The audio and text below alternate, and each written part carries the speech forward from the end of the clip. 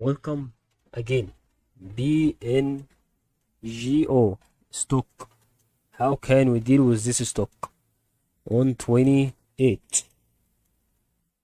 Day 28. Okay. Let's start doing this step by step.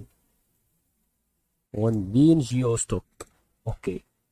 The thing that it gives us actually a huge decrease in momentum in this part, and we can't deal with this. Okay, I think this is such a good thing that we wanted to explain on this stock, because the stock is when you give an innocent decrease, it's good for buyer and the seller, but not for the buyers, especially for the buyers where they started to buy from here. You see green lines around here, a small green lines, but not huge buying.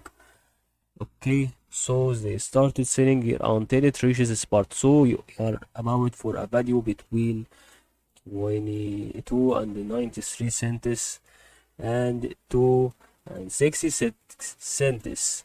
So when you subtract this part, this value from this value, we see it's actually equal to maybe, okay, if we put in our consider, it's about to be 27 cents.